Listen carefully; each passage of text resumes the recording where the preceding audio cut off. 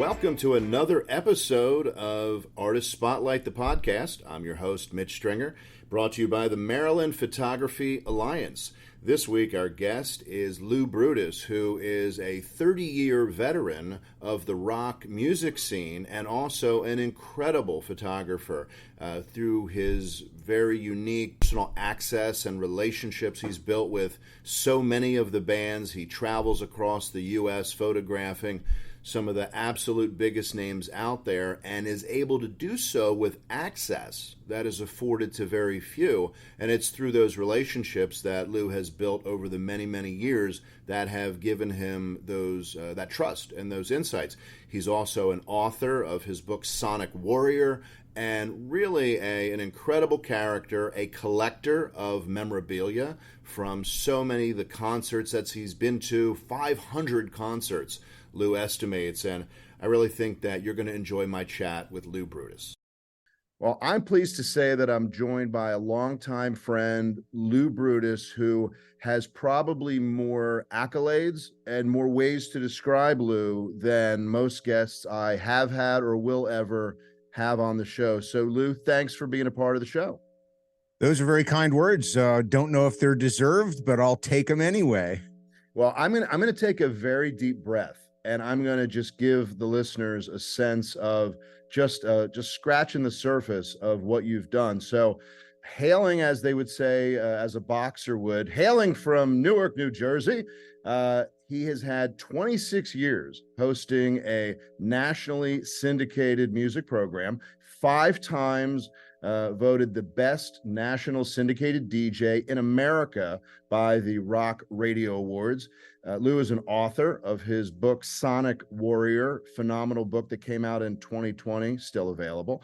He's been hosting for 26 years his syndicated program, Hard Drive. He's created comic books. He's hosted years upon years of Artist Confidential, which I want to talk about from his days at Sirius XM. His photography has been featured in such premier magazines as National Geographic, Huffington Post, featured by Getty Images, iHeartRadio, Associated Press. He is also the proud dad of Darla the Wonder Dog. I mean, the list goes on and on. So, Lou, if somebody says to you, who is Lou Brutus, in an elevator, that classic elevator pitch, what do you say? I just usually go with I work in music media because that covers the audio stuff. It covers the video stuff. It covers the photography. So that's usually the catch-all. And then if they, want to know more or start asking more questions, I just fill it out with as much as I need to. Well, for our listeners, I met Lou, and this is unreal to even say, but probably as much as 15 years ago. And we were at Oriole Park at Camden Yards in Baltimore, both photographing the Orioles. And I knew Lou as just a nice guy who we used to chat and laugh. And then, when the action started, we'd pause and we'd shoot whatever was going on and then start talking again. And then I came to understand that photography is one of the things you do and part of who you are, but that you have had, as I kind of highlighted from the outset, an extensive is an understatement, career in the music business that goes back to your first work really in January of 1981, starting out in the business, and then it sort of evolved there. Maybe let listeners know kind of what that journey was from then to kind of what it's evolved to over the course of a career. Well, I think it all sort of began for me, all the different things I do with where I grew up. As you mentioned, I was born in Newark, New Jersey, but we moved from there when I was about 2 down to what were considered the hinterlands of New Jersey, outside of Englishtown, New Jersey, which was an old colonial farming town, very close to Bruce Springsteen's hometown of Freehold, New Jersey, which was the county seat of Monmouth County, where I was from. But the one of the great things about growing up there, even though Englishtown didn't have a lot to do itself, it was an hour to New York City. It was an hour to Philadelphia. So we got all the greatest radio and television in the United States. We were inundated with New York, Philly, and of course all of the Jersey media options as well. So to listen to the radio as a kid growing up there was really a very rich environment. And I grew to mainly love, as a young kid, 77 WABC Music Radio out of New York, which, to my knowledge, was probably the most listened to music radio station in the history of the United States. They put up ginormous ratings, playing the top 40 of the time, which was incredibly diverse. You know, we're talking the early mid 70s, when you could hear great mixes of rock and R&B and soul and pretty much every genre there was. So listening to those DJs like Dan Ingram and Harry Harrison and Ron Lundy, I thought, man, that's what I want to do. And I always loved music and started collecting music and listening to music really when I was young, 8 or 9 years old. So I thought, man, that just seems like the place for me to go. Then when I started going to concerts, which again was helped greatly by my proximity to New York and Philadelphia and all the New Jersey concert halls, I just loved going to shows. And again, it was hammered home to me. Radio was a good place to be because I had no talent. I didn't know how to play anything. I wasn't going to be in a band, but I did notice the radio DJs were on stage, and I thought, well, that guy's talking I can do that, like, here's the band.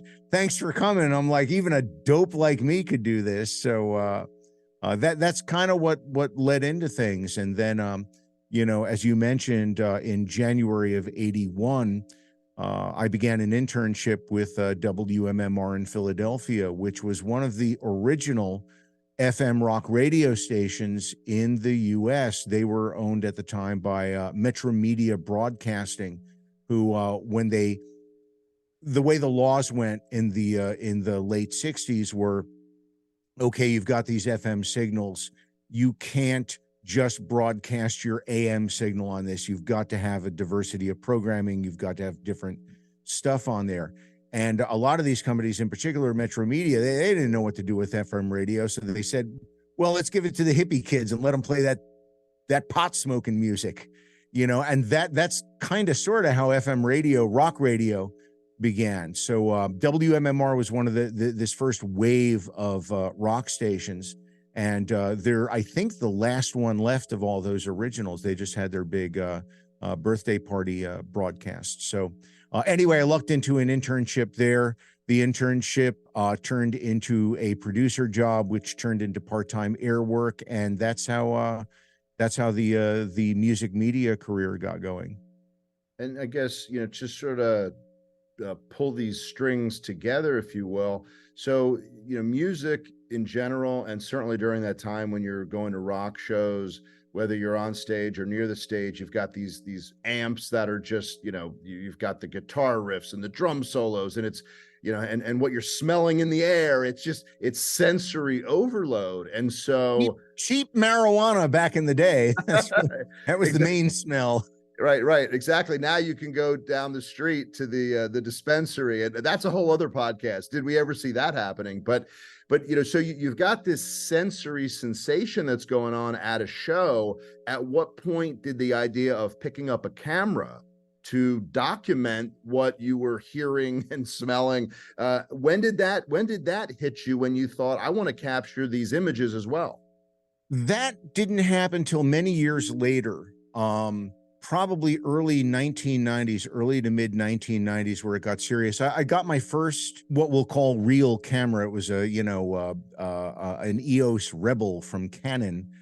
Great little camera, and very forgiving for folks who are beginning in photography. It had some basic settings, and I eventually, I'm going to go to M now and figure this thing out.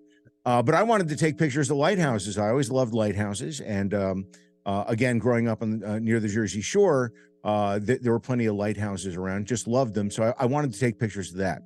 So a couple of years later, a couple of the bands that I was friendly with and would sometimes travel with are like, dude, why aren't you taking pictures? We'll give you a photo, but you shoot the whole show. We don't care.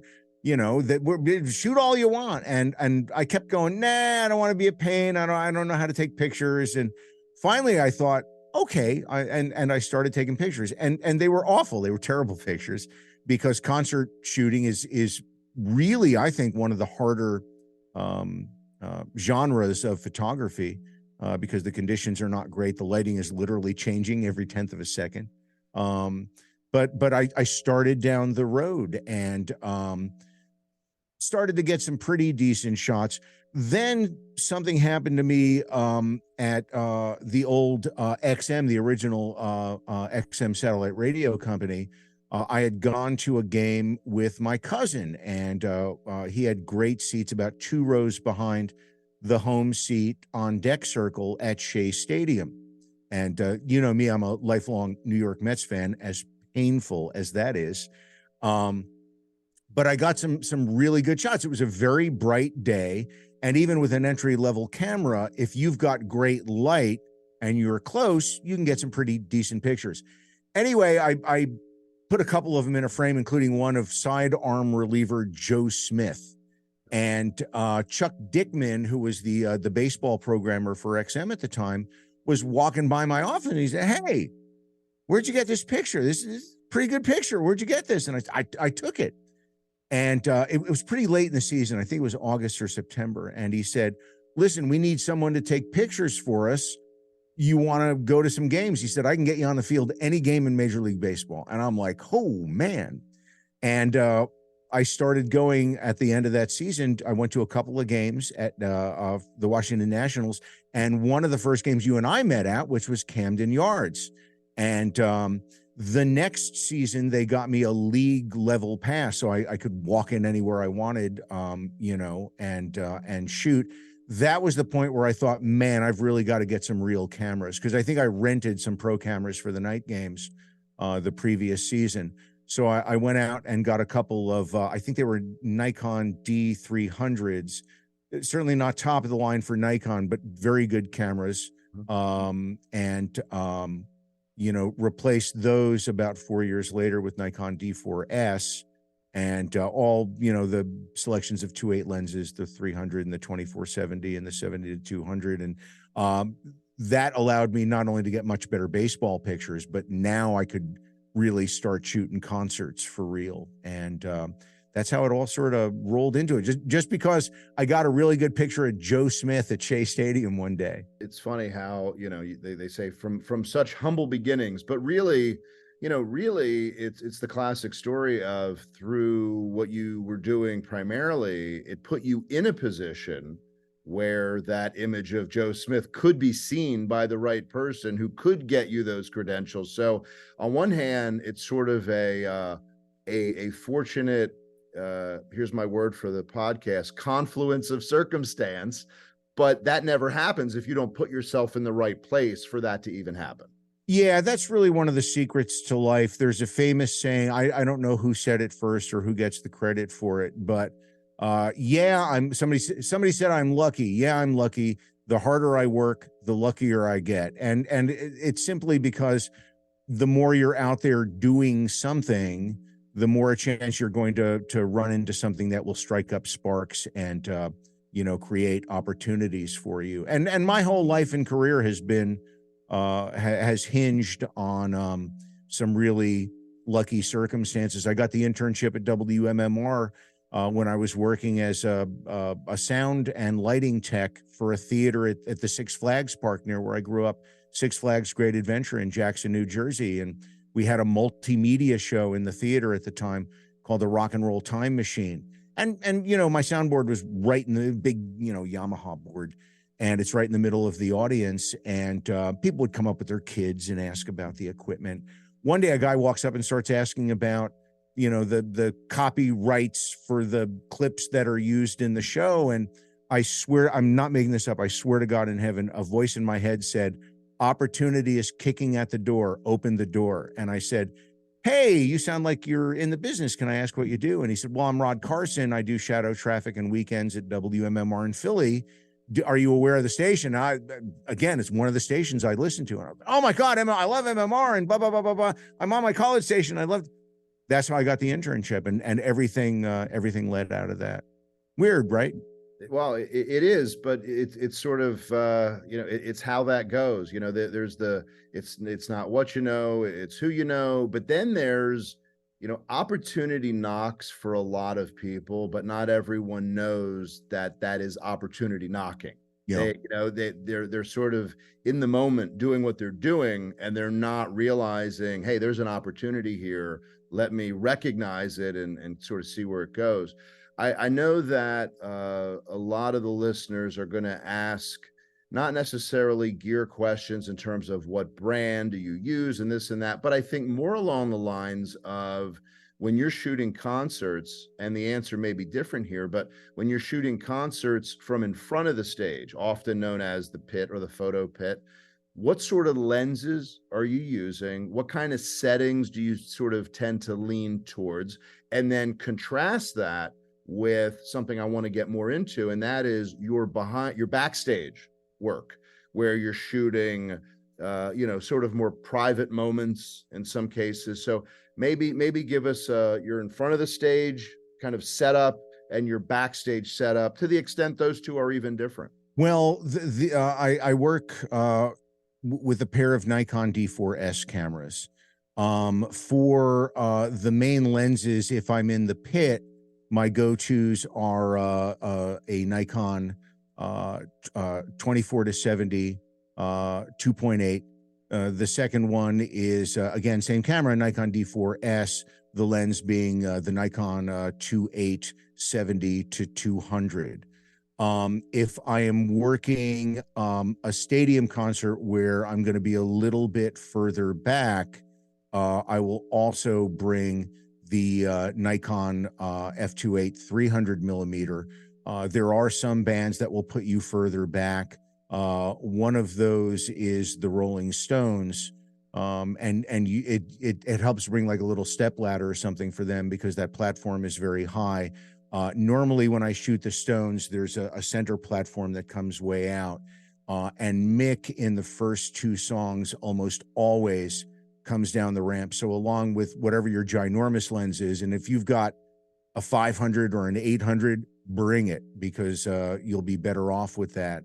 But you also need an in-close lens for if he comes down, which he usually does. It's usually about 70% of the time. On the second song, he'll come and work a little bit of the photographers up front. I do not use any extenders when I'm shooting concerts. Extenders I only really use when I'm doing something I think we're going to cover a little bit later, which is the aircraft on the sun and moon pictures. Now, the other lens I will use from time to time, primarily backstage, primarily if it's a whole group shot, is a full fisheye from Nikon, and it's like a 2.2 or something odd. But I do like that from time to time to get full bands in. For example, I did a very quick, and a lot of the backstage stuff is usually really fast because getting one guy from a band for a picture is hard enough. To get like 5 of them, it's like herding cats. But sometimes you can get some really cool results with it. I got all of the guys from GWAR at Rockfest in Cadott, Wisconsin this July. And if you are unfamiliar with GWAR, they are very theatrical, almost like cartoon characters of monsters. They're wearing ginormous costumes, and they literally shoot out gallons of blood during the, it's so over the top. It's ridiculous and funny and fun. So those are my main lenses. The other stuff backstage, if it's for sort of portrait stuff, I'll go with the 24-70. I do have another specialty lens that I will use sometimes for that. That is, I think it's a fixed 24 millimeter. It's an f1.2. And I got that really for astrophotography, for wide field Milky Way shots, for doing stars as points of light. And those tend to be 20-second exposure, sometimes a little bit longer, but you start to get drag on the stars after that. And that can be really good in lower light, particularly if you want to get a super close focus on like somebody's eyeball, where only the eye is in focus and then everything else, the face, sort of fades fades in and out. But those are the main, tools. Those are the main lenses that I carry and are my go-to for both in front of the stage and behind the stage.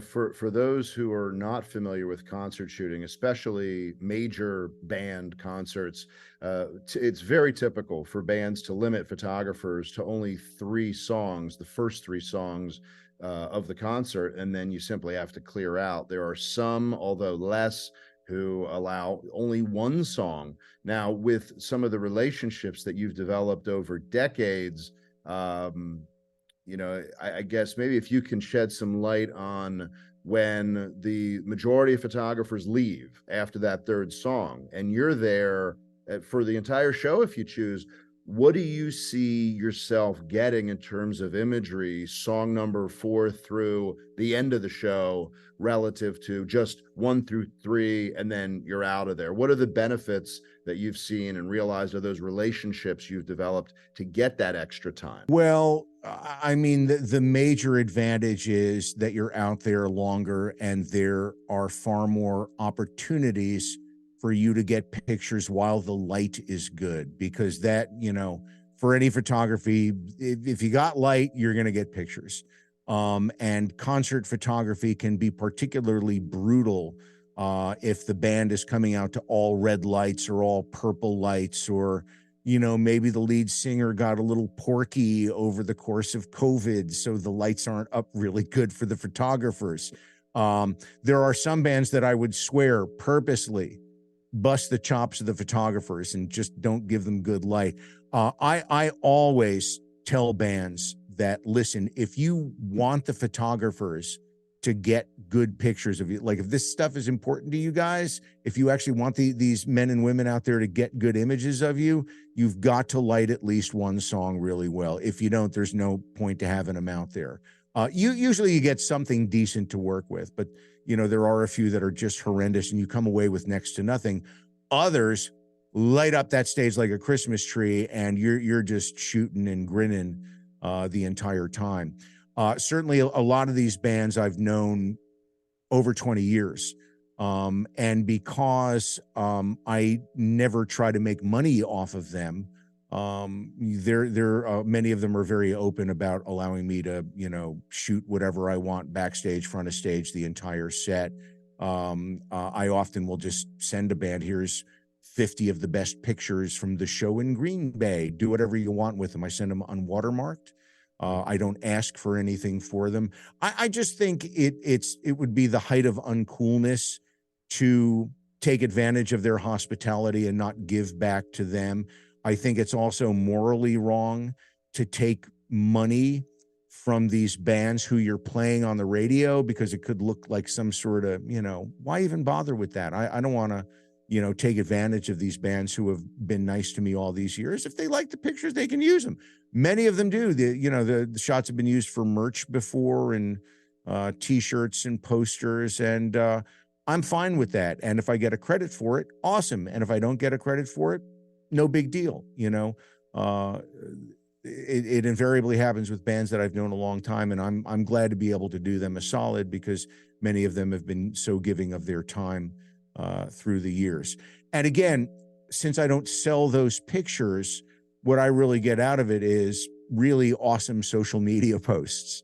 Because while anybody else is scrambling for pictures or, taking a cell phone video from back in the 58th row, I'm getting up close and personal shots that I'm like a kid on Christmas every time I get to shoot a band. And when you sit down to start to edit and you start the little treasure hunt to see what you got, I really love it. It's one of the happiest things I get to do in my life is get those images. So, well, we talked about sports photography and your love of the Mets and of the game and how that evolved, really from your entree into the music business, and that sort of is a natural segue to your music photography and the relationships you've developed and the access, the trust that's come with that.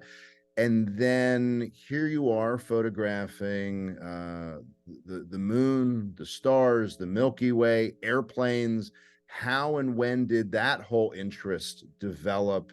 Was it linear with, sports and bands and then this, or did it all sort of come about at some version of the same time? How'd you get into that sort of photography? You know, I don't remember exactly how.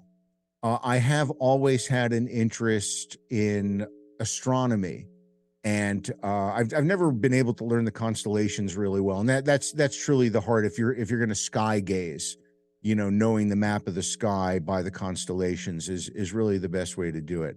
But there are so many great apps these days that map the sky for you and will also track satellites and major astronomical occurrences. But I remember seeing pictures in particular of the Milky Way, and I thought, man, I wonder how people get those shots. And I got a book, and oh my God, the name is escaping me. Right, I think it's right behind me. Can I go grab it? Sure. So the book is called Photography Night Sky, and it's co-authored by Jennifer Wu and James Martin. And it gives you the basics of doing astrophotography, in particular, sort of wide field stuff of Milky Way and the stars. Now, unlike a lot of photography books of all kind, every picture that are by all the pictures are by the authors, and every one of them gives you the entire formula for how they shot it. What was the camera? What was the lens? What was the f-stop? What was the eye? They tell you everything. And with that basic guideline, it's like anything else. You go out and start taking pictures.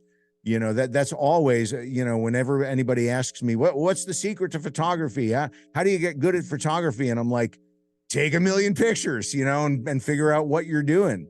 That's also the real secret to concert photography. People will often say kind things and, oh man, you get great pictures. And I'm like, yeah, you didn't see the 3,000 crap ones I shot that show. You saw the 3 that came out pretty good. But anyway, that book started me on the inroad of taking astrophotography. And then I guess it was 6 or 7 years ago now, the last total eclipse that hit the United States, I had never been in a total eclipse before and wanted to be in the path of totality. So I flew down to Charleston, South Carolina. South Carolina was going to be the last state that got the total eclipse before it passed out into the Atlantic Ocean. And I wanted to experience it with my aunt and uncle who lived down there. So I thought that was the best place to go. Luckily, we did not stay in the Charleston area where they ended up with clouds and didn't see anything. We went further west into central South Carolina and ended up in a little cemetery in a small town called Saluda, South Carolina.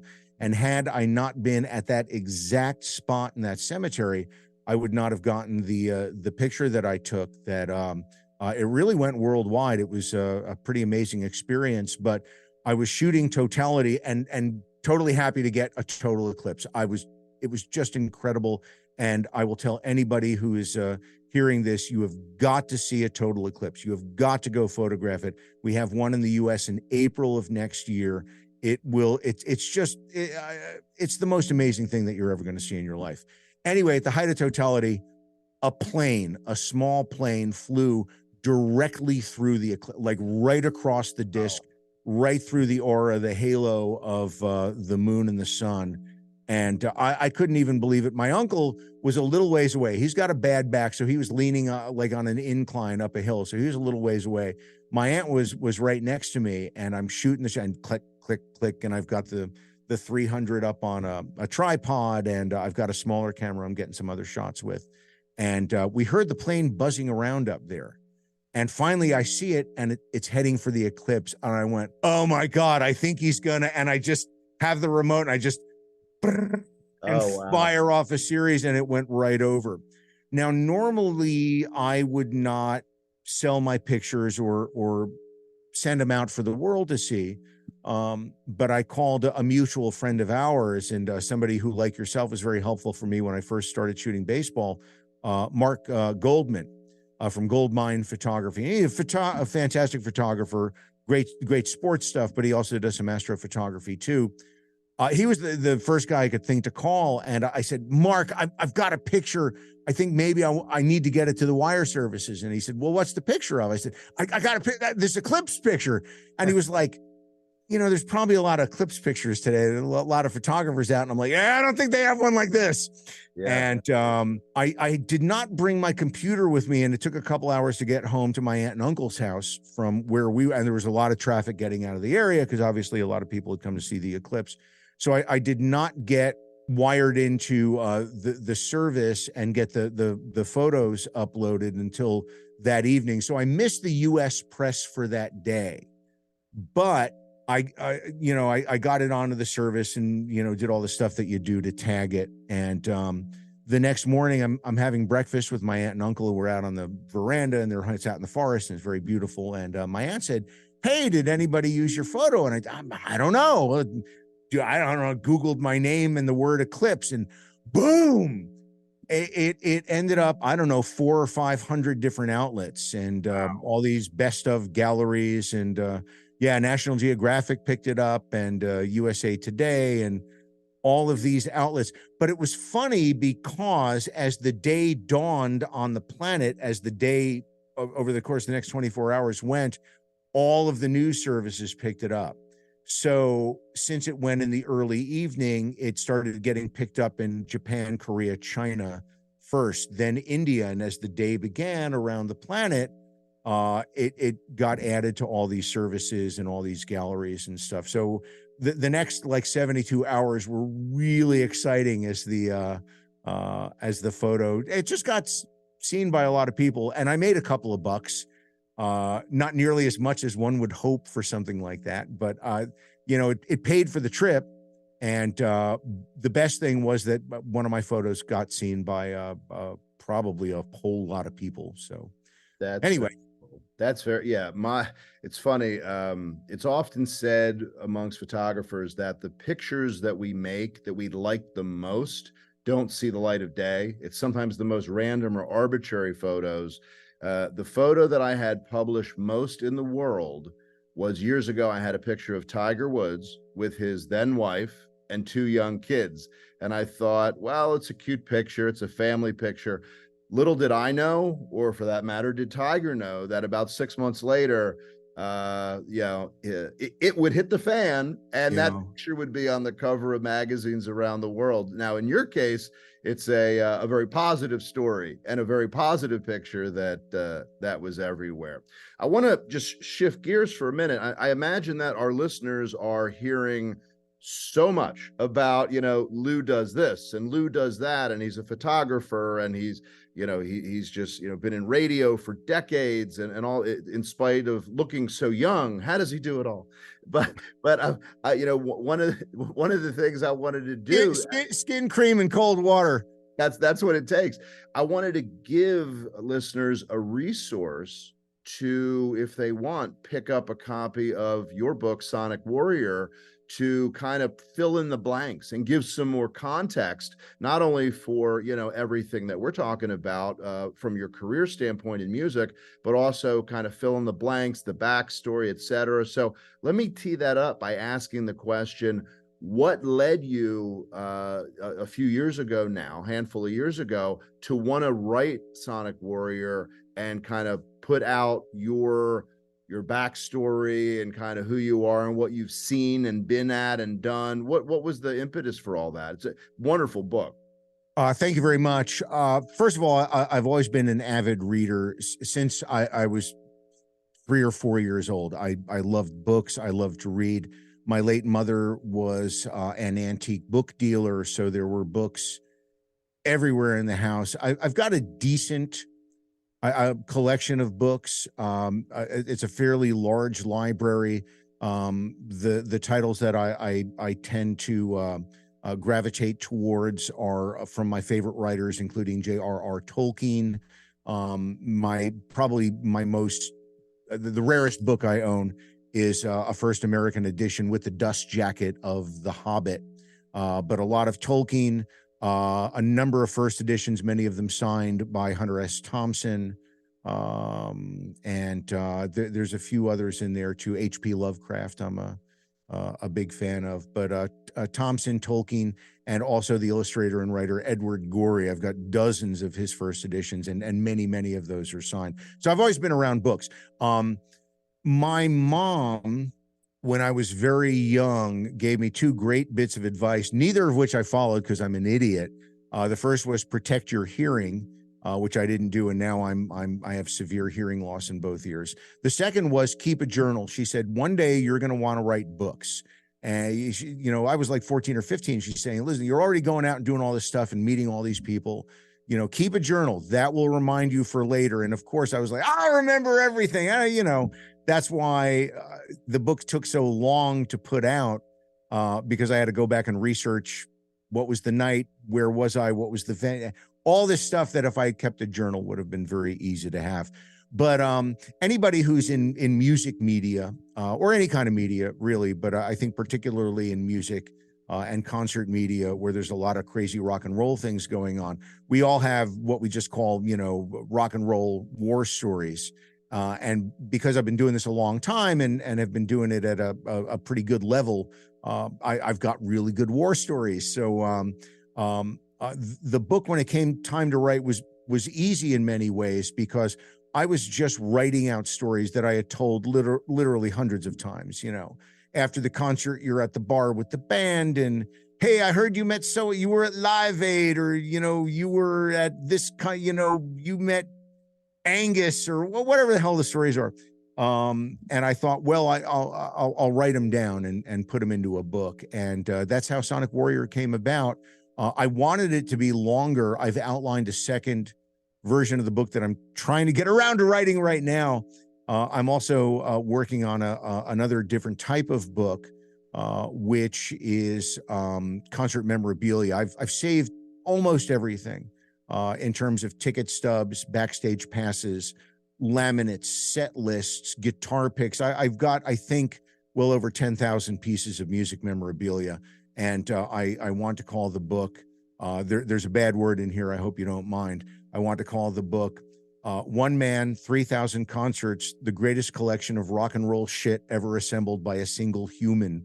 And I would like that to be a coffee table book with bits of writing here and there with it, but mostly it will be, hey, here's a bunch of stuff from Black Sabbath and Ozzy and Ozfests, and here's Ozfest tour posters signed by every musician on stage, because that's what I have in my collection. My collection is really very, very large, probably 500 to 1,000 posters. I'm in the middle of cataloging it all right now so I can get the proposal out to a publisher. And so, there's the Sonic Warrior 2, there's the memorabilia book, and I'm also trying to get a book done of, this is a photography book, and it's not concert photography, though. This is, as you know, I have sort of a weird hobby that came out of that eclipse picture.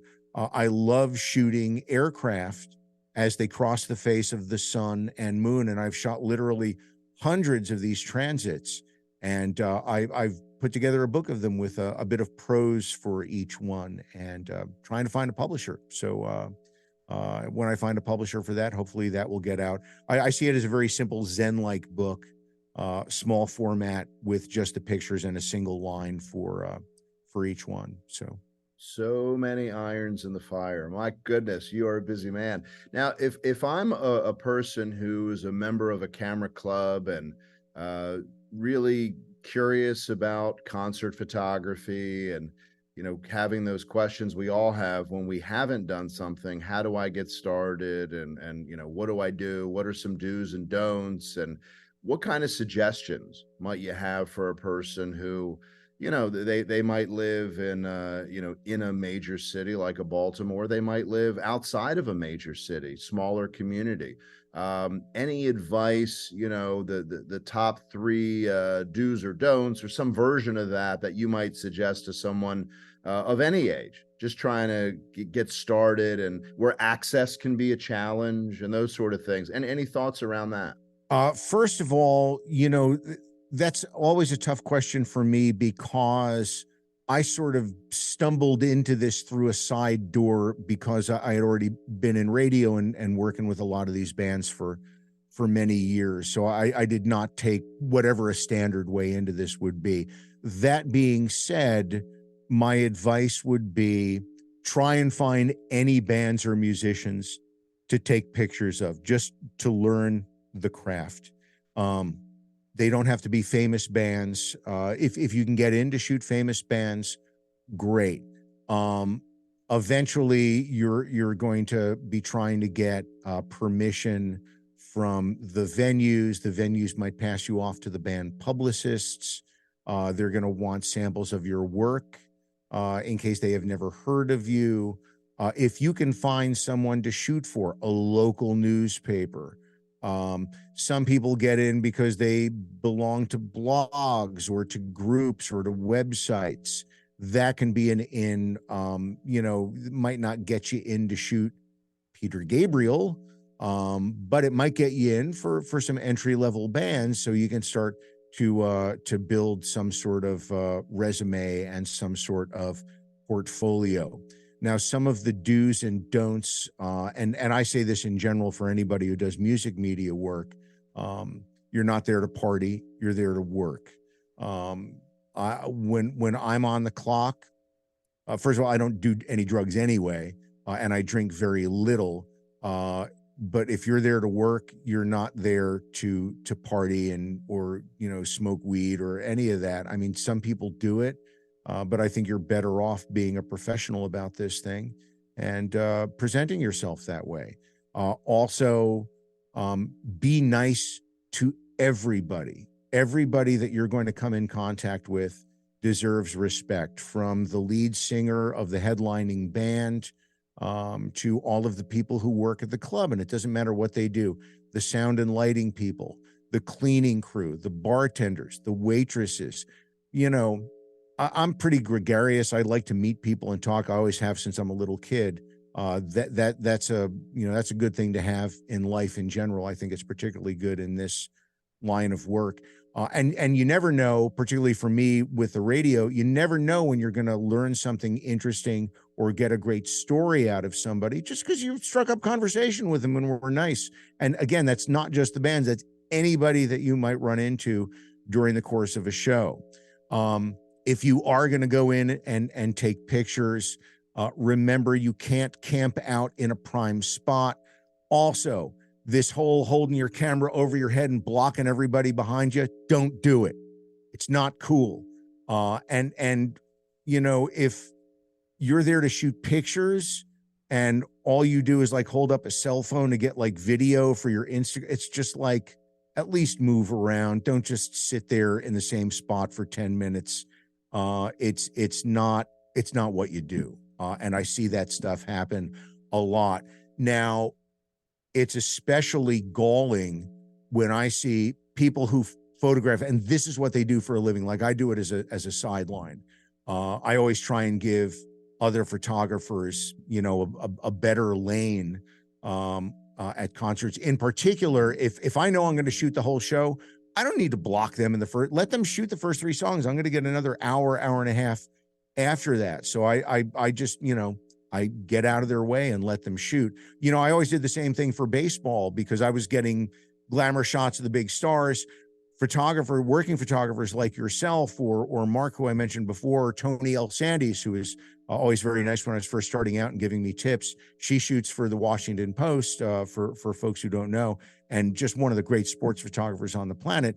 I'm not going to get in the way of these folks who have to get the ball off the bat for the home run. I can lay back and take my time and get whatever shots there are to get. Interesting, I think anyway, sideline of that point, by the way, is you never know when laying back and getting out of the way and not going for the shot you originally thought you wanted will lead to you getting the most incredible shot you're going to get at a game or at a concert. Sometimes in baseball, it would be, well, I want to get Jeter, but the umpire is, the nerve of the umpire is getting in my way. Yep. So I'd move over to Cano. Boom, Cano makes a diving stab and I get the best picture of the night.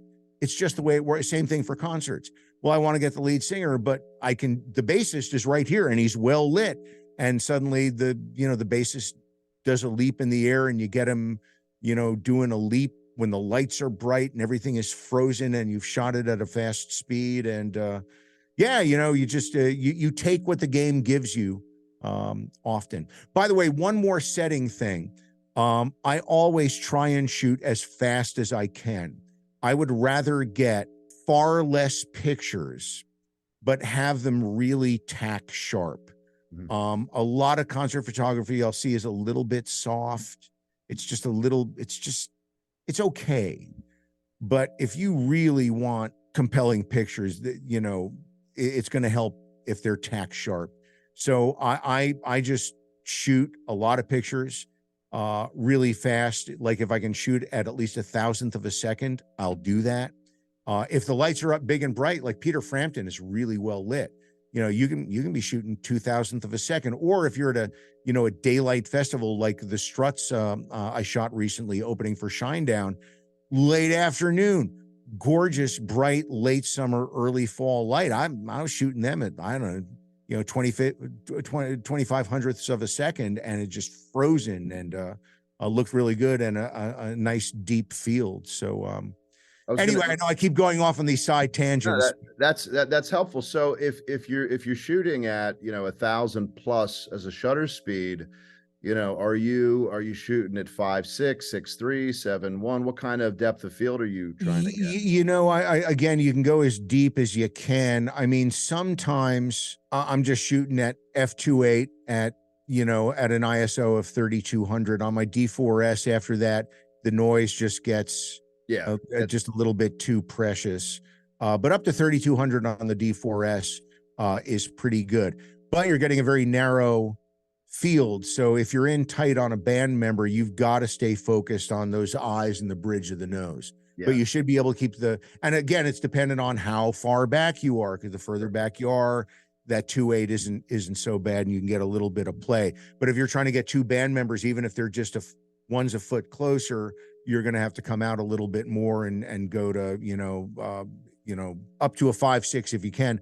I find that the light is not normally bright enough for that kind of an f-stop. So and I'm shooting totally manual, so I'm just all fingers and trying to go back and forth as quickly as I can. Now, that is one of the real advantages of not only shooting the entire show, but sometimes I'll hop on the road with the band for a few days. So not only are you shooting the whole show, the lighting cues now after you've been there for a couple of nights. So okay, the lead singer on song 5 is going to be in a nice tight spotlight at the piano. And if I get over the stage right side up on stage, I can shoot, there's all these little things that you can start to do that normally, if I'm just out there for 3 songs with everybody else, you're running and gunning, man. Go to a 2.8 or a 3.2 at 3200 and just shoot everything. Just go nuts, because you might end up with just a handful of pictures that are good. You just never know. It depends on the light guy or girl. And just to clarify this, because I know I'll get the question when you mention you're shooting manually. I'm assuming, but I want to clarify, you're shooting with the camera doing autofocus, but then everything else is manual. Your settings are manual. Correct. Yeah. You're not focusing manually, correct? I am not focusing manually. Right. No. Right. But everything else, f-stop, ISO, are constantly changing. Yep. No, that's great. So, we mentioned a few minutes ago, Sonic Warrior print edition still available, audio book still available. For those who want to know up to the minute what Lou is doing, where can they find you in terms of social media, website, etc.? Where are the best spots to locate you, and what's going on with you? Fairly active on social media. Well, first of all, I have a home website. And if you want to go there to check out career stuff or look at photo galleries, there's lots of that stuff there. And it's simply loubrutus.com. On social media, my official page is Lou Brutus Rocks. Twitter is @LouBrutus. Instagram is @LouBrutus. And Threads is @LouBrutus. I often post the same stuff across the platforms. Sometimes when I have the gift of time, or when I've got a lot of good pictures from a band at a particular concert, I'll try and put different images on different social media. But I'm easy enough to find. It's verified on all of those platforms, except Twitter, who I actually was paying for Twitter Blue. Not because I wanted a check mark. I had a check mark going back 10 or 12 years. But it allowed you to go in and edit tweets and do longer tweets, which I found really good. But now that anybody can get a check mark, it doesn't, there's nothing special about having a check mark now on Twitter. Actually, it works against what I do, because now I don't know often which are the official band accounts, which are the official musician accounts. And there's so many copycats. It's like they've really screwed Twitter up bad in that regard. So I stopped paying for it, and I didn't want to look like some, oh, look, he's paying for a check mark. I'm like, oh man, I wish they had just left it the way it was. But I am very active on there. I try and post something every day. Most of it tends to be the music related stuff, because that's what the lion's share of folks come to my accounts for. But I do often post the astronomy shots, the planes crossing the sun and moon shots are usually that's the most non-rock and roll stuff you see. I also love posting my dog Darla, who you mentioned before. Also, we have a colony of fox who live behind the house, who are so bored of me now. I will sit out behind my house and they just walk by like, this guy again. They could care less that I'm sitting outside. I think the fox think that they're going to move into the house next, but I don't think Darla would like that very much. Well, Lou, I appreciate you taking the time and being so generous with your time and sharing with listeners, what you have done, what you've been doing, and what you have coming down the pike. And, with a few books that are in the early stages and concepts, et cetera, you've got several exciting years ahead that everybody, I'm sure, is looking to follow your work. So thanks for being a guest, and we'll see you down the line before too long. Thanks again.